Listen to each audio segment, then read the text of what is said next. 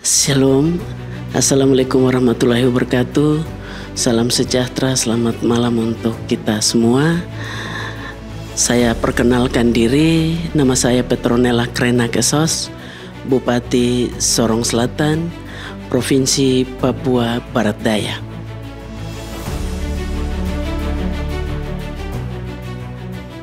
Perjalanan saya sejak saya lahir di sebuah desa yang terpencil di daerah pegunungan, itu di Sodurfoyo pada tanggal 15 Desember tahun 1975,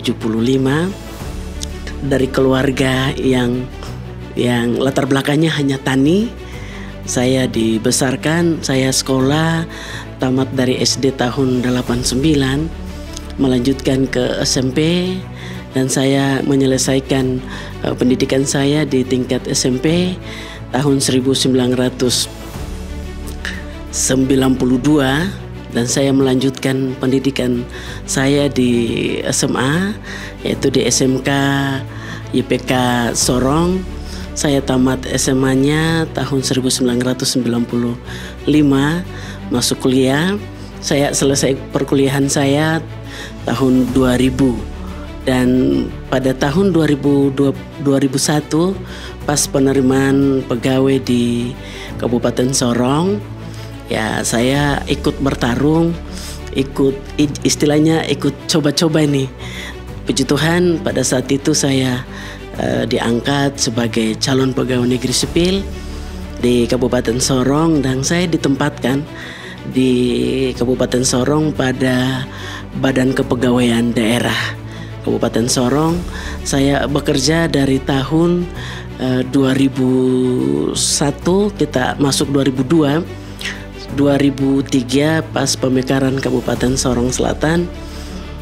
Saya tahun 2003 kami diperbantukan di Kabupaten Sorong Selatan. Waktu itu pas rekrutmen CPNS tahun 2003, kami dari Kabupaten Sorong diperbantukan. Saya berdua ada dengan abang, kami berangkat ke Sorong Selatan untuk menyelesaikan penetapan NIP formasi tahun 2003. Setelah itu kami kembali ke Sorong, kurang lebih kami ada di Sorong Selatan hanya 2 minggu. Setelah itu kami kembali ke Kabupaten Sorong melaksanakan tugas seperti biasa. Pada tahun 2004 saya dihubungi oleh Bapak Sekda Sorong Selatan waktu itu. Beliau tawarkan, waktu itu saya belum berkeluarga, masih single. Lalu beliau tanya kepada saya, "Nona mau pindah ke Sorong Selatan?" Yang saya jawab kepada beliau, saya belum siap untuk ke Sorong Selatan. Saya harus tinggal di Kabupaten Sorong dulu. Saya harus banyak belajar. Saya ingin tahu sudah matang, baru saya pindah ke Sorong Selatan. Tapi pada waktu itu beliau sampaikan, tidak ada alasan ibu harus pindah ke Sorong Selatan. Saya waktu itu pamit di pimpinan saya, Bapak Niklas Osok. Waktu itu beliau masih kepala bidang mutasi. Beliau sekarang sudah almarhum, mantan kepala BKD juga. Saya tanya ke beliau, saya ditawarkan untuk pindah ke Sorong Selatan, bagaimana? Lalu beliau sampaikan kepada saya, kalau memang ini waktunya untuk adik harus pindah ke Sorong Selatan, silakan pergi. Masyarakat di sana mungkin membutuhkan pelayanan. Pergi, dan pengembangan karirmu di sana pasti cepat. Ya, puji Tuhan saat itu saya menerima. Lalu saya pindah ke Sorong Selatan dan dilantik sebagai Kasubag Kepegawaian di bagian kepegawaian Setda Kabupaten Sorong Selatan. Dari tahun 2004 sampai ke 2005-06, lalu saya dilantik lagi sebagai, ya nomenklatur kita berubah dari bagian menjadi badan, lalu saya dilantik sebagai kepala bidang mutasi. Dari tahun 2006 saya melaksanakan tugas sampai dengan 2010, dan 2011 waktu itu ada mutasi, saya dilantik sebagai kepala kantor pemberdayaan perempuan. Tapi waktu itu saya tidak menerima jabatan itu, lalu saya buatkan surat untuk pengunduran diri dari jabatan kepala kantor pemberdayaan perempuan. Saya kembali staf di kepegawaian melaksanakan tugas seperti biasa. pada tahun 2013 saya dilantik lagi sebagai sekretaris pertambangan. Nah, saya melaksanakan tugas di pertambangan sebagai sekretaris dari tahun 2015 sampai dengan 2013 sampai dengan 2016. Begitu pejabat baru mantan bupati Bapak Samsudin, begitu beliau terpilih, lalu beliau menawarkan kepada saya, Ibu siap untuk pelaksana tugas PLT di bagian kepegawaian, Badan Kepegawaian Daerah. Ya, saya menerima jabatan itu. Saya sebagai pelaksana tugas di Badan Kepegawaian dari tahun 2016 sampai 2019. Saya mengikuti seleksi CPT Pratama. Ya, puji Tuhan saya lulus dan saya dilantik pada tahun 2020 sebagai Kepala Badan Kepegawaian definitif di tahun 2020 sampai dengan 2024. Tapi sebelumnya di tahun 2015, waktu itu mantan bupati, kebetulan beliau juga adalah kader PDIP dan beliau adalah ketua DPC PDI di Kabupaten Sorong Selatan. Beliau tawarkan kepada saya, Ibu Nela kalau berkenan bisa mendampingi saya sebagai calon wakil bupati. Saya waktu itu masa kerja saya masih jauh. Saya katakan ke beliau bahwa mohon maaf Bapak, saya belum bisa siap karena karir saya masih panjang. Saya tekuni dulu karir saya.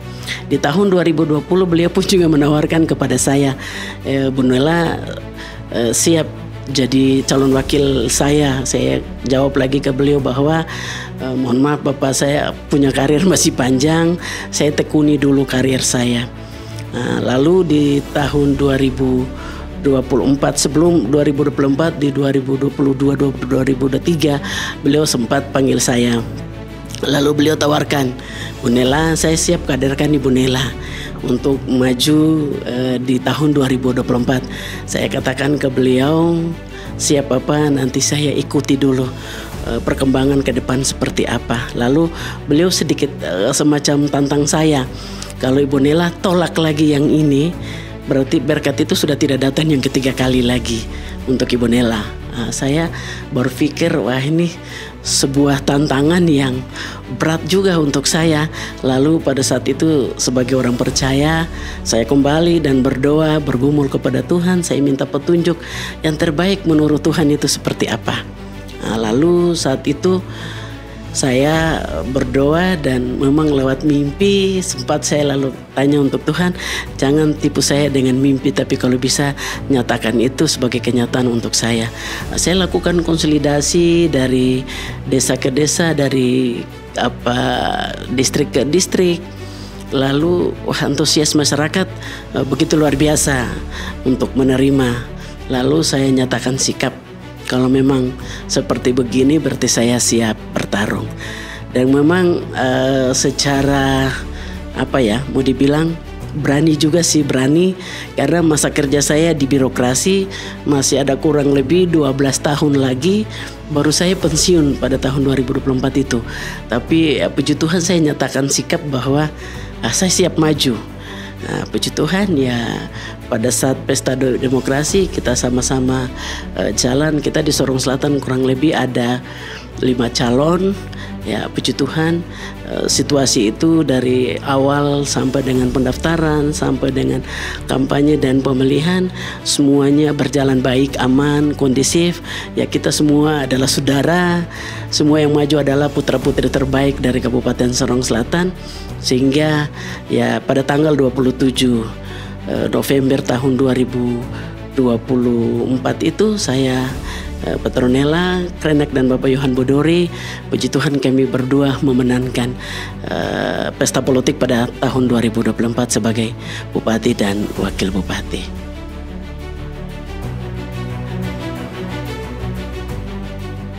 Ya, 100 hari saya bersama dengan Bapak Wakil Bupati sesuai dengan visi kami, Sorong Selatan melayani maju dan berdaya saing. Dari turunan visi itu di 8 program strategis, 9 program strategis itu ada satu, pertama itu bagaimana mewujudkan tata kelola pemerintahan yang baik melalui meritokrasi. Ya, saya bersama dengan Bapak Budori pada saat 100 hari kerja, ya kami sudah langsung bagaimana untuk kami benahi dulu birokrasi kita.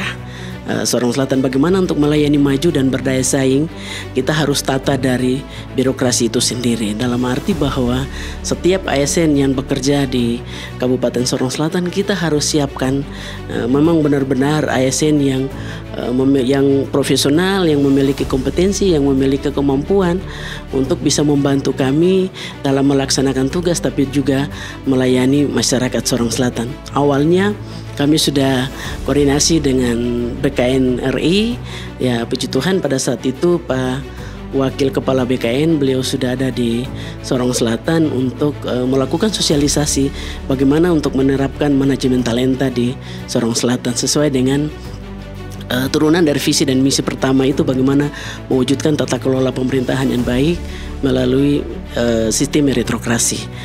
Dan memang kami sudah lakukan tahapan-tahapan itu, rencana kalau tidak ada halangan di akhir bulan ini mungkin kami sudah jumpa pers di BKN RI untuk bagaimana kita menerapkan manajemen talenta di Kabupaten Sorong Selatan. Dan memang itu yang paling utama dan kami sudah laksanakan itu.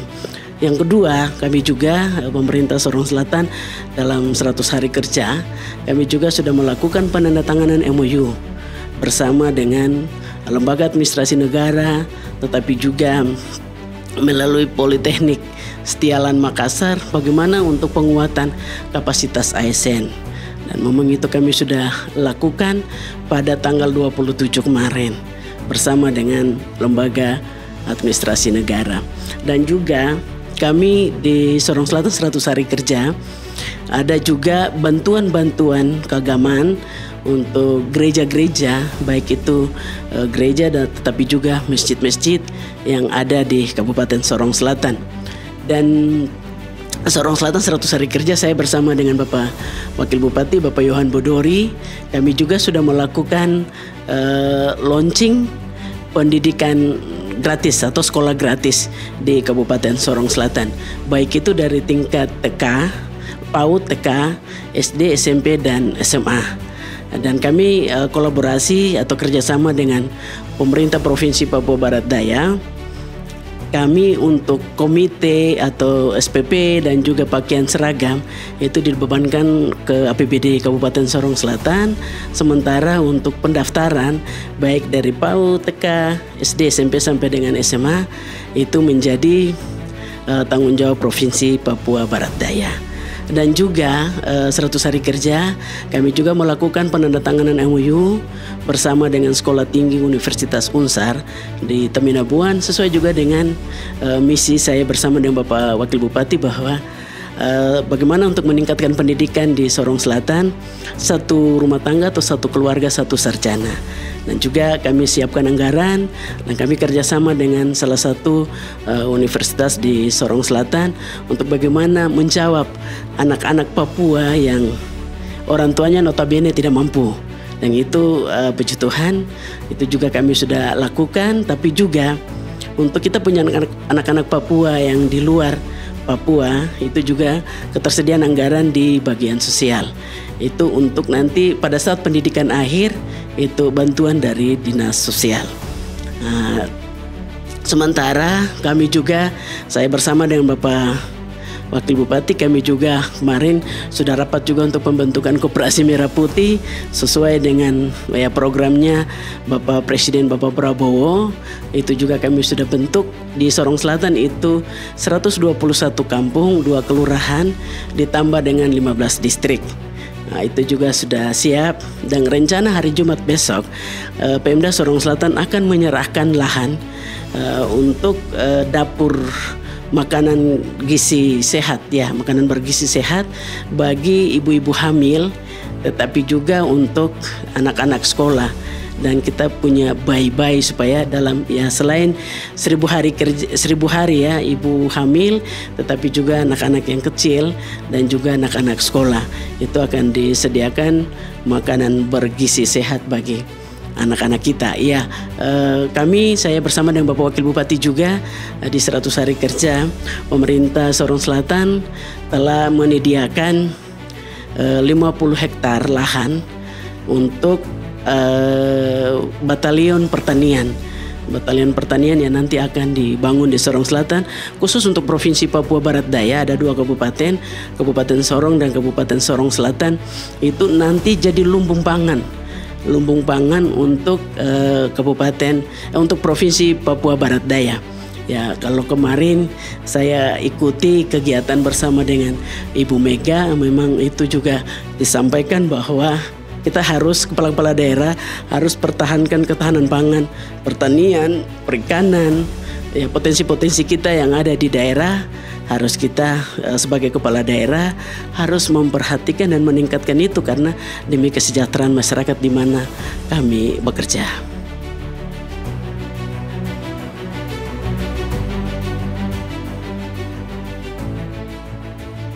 Iya, khususnya untuk Kabupaten Sorong Selatan, saya Bupati bersama dengan Wakil Bupati sesuai dengan misi kami bagaimana membangun Sorong Selatan memperhatikan kearifan lokal, tapi juga masyarakat adat yang ada di Kabupaten Sorong Selatan. Dan memang hari ini 100 hari kerja saya bersama dengan Bapak Wakil Bupati, hal itu yang kami lakukan selama ini.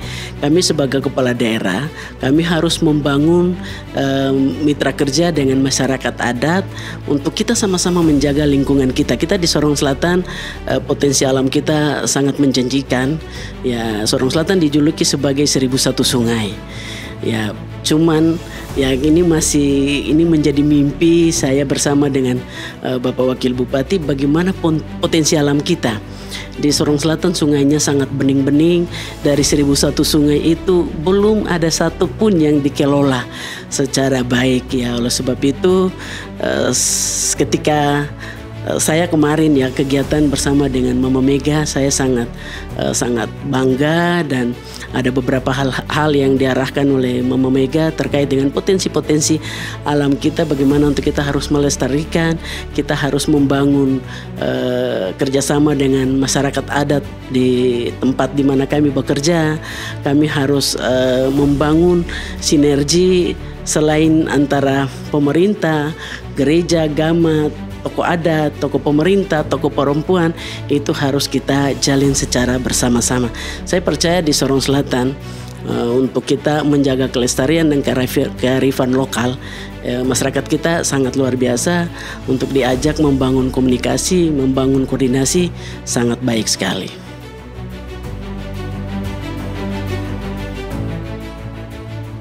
Ya, pertama pesan dari Mama Mega itu kepada kami para kepala daerah dari Papua pada umumnya. Pertama, bagaimana kita menjaga keamanan di tanah Papua itu sendiri. Yang kedua, bagaimana untuk kita melestarikan kearifan lokal tadi melalui potensi-potensi daerah kita. Seperti tadi saya sampaikan, kalau kami di Sorong Selatan, potensi kita di laut itu ikan, udang, kepiting. Kalau di wilayah daratan itu ada kacang tanah, ada juga ketahanan pangan kita di Sorong Selatan luar biasa. Jadi kami Sorong Selatan, daerah lumbung pangan, selama ini kami juga ada trans di sana. Jadi ada SP1, SP2, ada masyarakat Jawa kita yang ada di sana. Kita punya hasil-hasil pangan itu juga disuplai ke Kabupaten Maibratan. Saya percaya sekali, sangat optimis sekali bahwa Sorong Selatan 5 tahun ke depan kami sebagai lumbung pangan untuk Provinsi Papua Barat Daya. Dan memang pesan dari Mama Mega itu bahwa ibu-ibu di sana, contoh macam kami di Sorong Selatan, dengan penghasil sagu. Sagu itu bisa dikemas dia, bisa jadi kue, bisa dibuatkan, diajak ibu-ibu untuk bisa, tapi ada intervensi dari pemerintah daerah dalam hal ini yang kemarin disampaikan oleh Mama Mega bahwa ibu-ibu di daerah itu harus difungsikan. Ya, satu hal yang buat saya bangga setelah kegiatan kemarin, kami langsung, saya pribadi karena mungkin saya perempuan di antara semua yang datang dari 21 dari daerah Papua itu, semua 20-nya laki-laki, saya sendiri perempuan. Saya langsung diberikan buku resep. Dan saya bangga bahwa buku resep ini saya akan kembali kolaborasi dengan PKK, dengan Dharma Wanita, dengan GW dan juga pemberdayaan perempuan untuk kita sama-sama dari resep ini kita bisa memperdayakan kita punya mama-mama di Sorong Selatan untuk mereka juga bisa melakukan hal sesuai dengan resep-resep yang sudah diberikan oleh Mama Mega untuk terutama untuk saya pribadi. Itu mungkin karena beliau anggap saya juga perempuan dan saya pasti mengajak juga ibu-ibu di sana untuk soal masak-memasak, tapi lebih fokusnya untuk makanan lokal kita di daerah.